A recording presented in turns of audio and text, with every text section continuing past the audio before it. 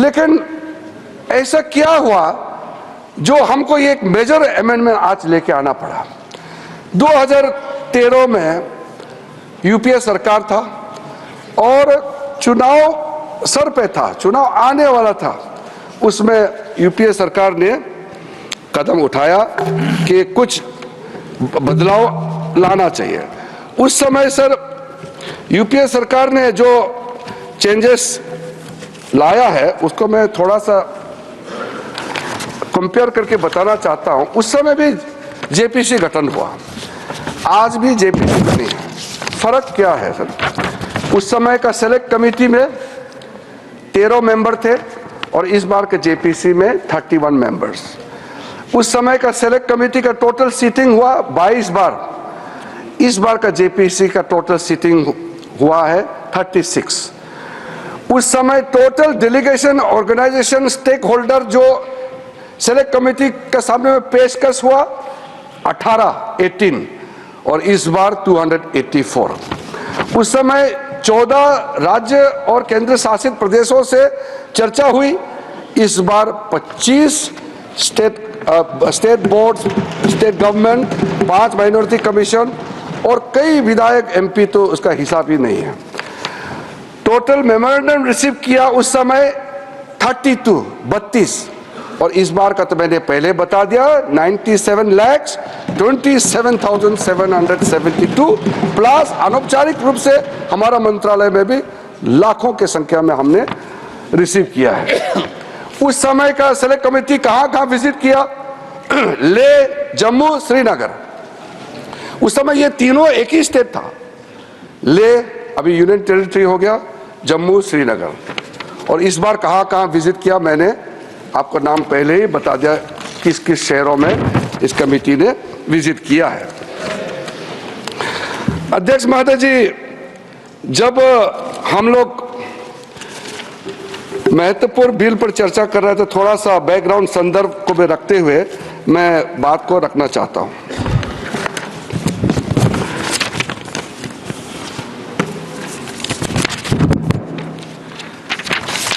अध्यक्ष महोदय जी,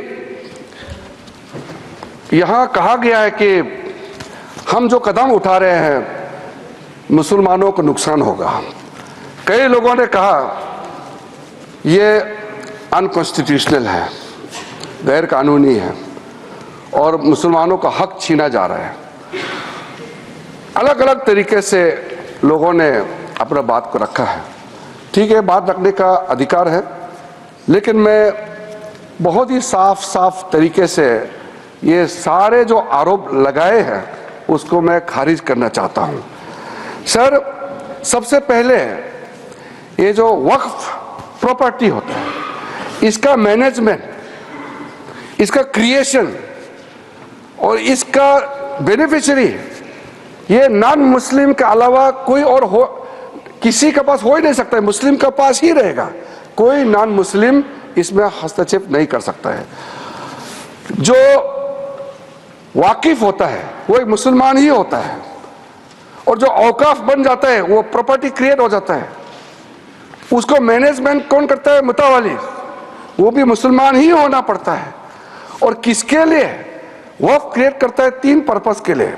धार्मिक, रिलीजियस पर्पस, अच्छा काम के लिए, पायस, भगवान के नाम में, अल्लाह के नाम में, और चैरिटेबल, भला के लिए, बच्चों के लिए, महिलाओं के लिए, गरीबों के लिए, तो वो मुस्लिम ही होगा। तो यहां ये सवाल ही नहीं उठता है कि नॉन मुस्लिम, मुस्लिम धार्मिक भावना और धार्मिक व्यवस्था या वे किसी भी तरीके से मुस्लिम प्रॉपर्टी में, मैनेजमेंट में नॉन मुस्लिम हस्तक्षेप कर रहा है, ये सवाल ही नहीं उठता है। तो इसीलिए मैं बहुत क्लियर करना चाहता हूं, ताकि हमारा जब डिबेट का जब सिलसिला शुरू होगा तो सुझाव हमको चाहिए कि वक्फ मैनेजमेंट में, प्रॉपर्टी मैनेजमेंट में, वक्फ बोर्ड को और ताकत बनाने में क्या क्या और काम करना चाहिए, ये सुझाव हमारे माननीय सदस्यों से मिल सके। जो इंसान, जो मुसलमान अपना प्रॉपर्टी को ट्रस्ट के माध्यम से अगर चलाना चाहता है वो चला सकता है, उसके लिए कोई बंधन नहीं है। वक्फ एक्ट के अंदर में ये पूरा छूट दिया गया है। अगर आप वक्फ बोर्ड के माध्यम से चलाना चाहते हैं, आपको पूरा इसके लिए इजाजत है। तो चैरिटी कमिश्नर जितना ट्रस्ट प्रॉपर्टीज को देखते हैं, निगरानी करते हैं, व्यवस्था को चेक करता है, उसी प्रकार से वक्फ बोर्ड जो है वक्फ प्रॉपर्टी को सही तरीके से चला रहा है कि नहीं, ये निगरानी करने के लिए वक्फ बोर्ड बनाया गया है। वो वक्फ प्रॉपर्टी को चलाने के लिए नहीं है। इसलिए ये बात को हम बहुत ही अच्छे तरीके से अगर समझ लेंगे तो बाद में हमारा चर्चा का स्तर भी वो ज्यादा अच्छा रहेगा।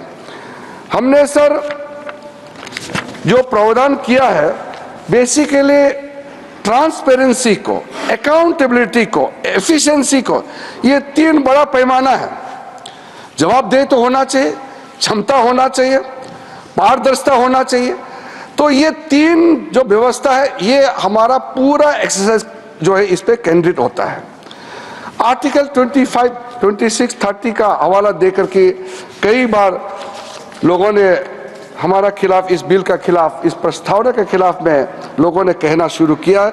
तो मैं आज जरूर इसका जवाब देना चाहता हूं कि हम किसी का धार्मिक भावना को चोट पहुंचाने के लिए नहीं है। एक मुसलमान वक्फ क्रिएट कर सकता है। अब सबसे जो छोटा आप जो क्रिएट करता है फितरा, सबसे छोटा सर, वो हर मुसलमान, गरीब से गरीब मुसलमान भी क्रिएट करता है। ज़कात आप क्रिएट करते हैं, आप देते हैं, दान देते हैं, उसमें कोई किसी को अधिकार ही नहीं है पूछने का कि हिसाब किताब कैसे किया है। ये आपका अंदर का बात है, आपका फेथ है, इसमें हम हस्तक्षेप कैसे कर सकते हैं। इसलिए बिल्कुल ये बात आप बिल्कुल मत बोलिएगा अपना बात रखते समय कि सरकार या कोई गैर मुसलमान के जो काम काज में उसका तौर तरीके में हस्तक्षेप कर रहा है, ये मत बोलिएगा।